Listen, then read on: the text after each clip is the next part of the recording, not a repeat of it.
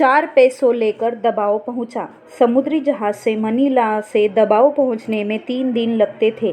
प्रार कृष्णानंद जी ने हम दोनों के राह खर्च के लिए मुझे 100 पैसों दिए थे। यात्रा लंबी थी, इसीलिए हम लोगों ने पहले ही शाकाहारी भोजन खरीद लिया था।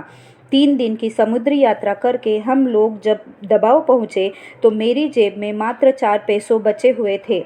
वहाँ के मार्गीगण हम लोगों का स्वागत करने के लिए तैयार खड़े थे। मैं चूंकि अवधूत की पूरी वेशभूषा में था, इसीलिए उन लोगों ने हमें पहचान लिया।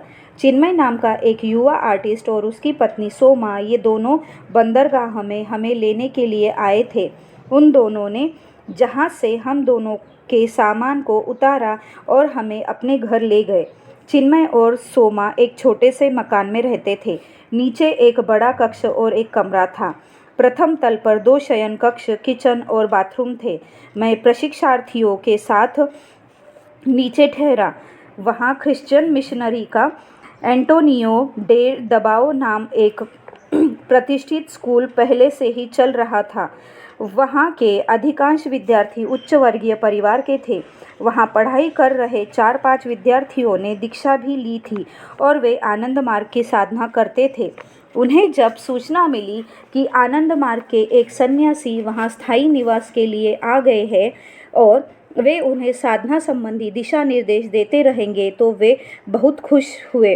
वे दोपहर के भोजन के लिए प्रतिदिन हमारे पास आने लगे। वे हमारे यहाँ आते, भोजन बनाते और हम सब मिलजुल कर भोजन किया करते।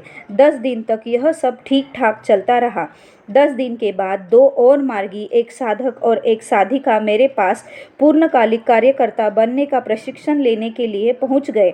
मैं सोचने लगा कि आखिर उन दोनों के रहने की व्यवस्था कैसे किया जाए। इसी बीच 2 इंजीनियर मुझसे मिलने के लिए आए। वे यह देखना और समझना चाहते थे कि मैं अपने छोटे से प्रशिक्षण केंद्र की व्यवस्था कैसे कर रहा था। एक का नाम आत्मन था, जो कि सिविल इंजीनियर था, और दूसरा कृष्ण नाम का इलेक्ट्रॉनिक इंजीनियर था। आगामी 3 सप्ताह के अंदर सन्यासी बनने का प्रशिक्षण पाने वालों की संख्या 10 हो गई। वह फरवरी 1978 का महीना था, जबकि स्कूल और कॉलेज की परीक्षाएं प्रारंभ हो चुकी थी।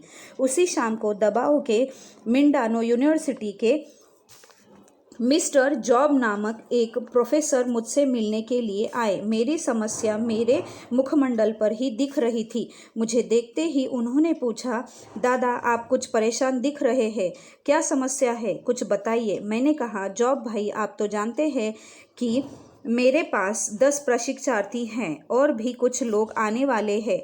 चिन्मय जी का छोटा सा परिवार है, आय के साधन भी सीमित है।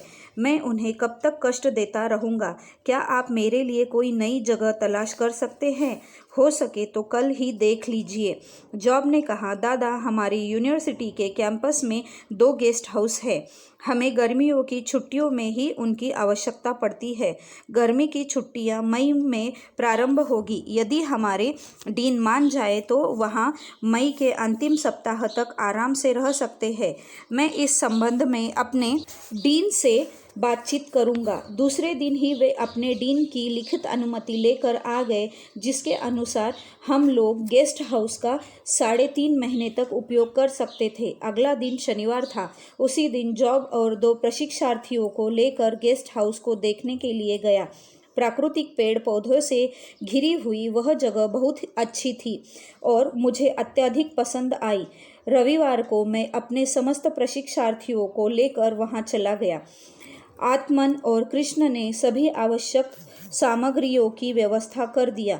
भोजन के लिए हम लोग अपने आसपास के गांवों पर निर्भर रहा करते थे। 3 माह तक हम लोग प्राचीन काल के आश्रमों के जीवन की तरह अपने दिन व्यतीत करते रहे और फिर याद आया कि 2 हफ्ते के बाद इस अस्थायी निवास स्थान को छोड़ना पड़ेगा। मैं पुनः सोचने लगा, अब क्या किया जाए।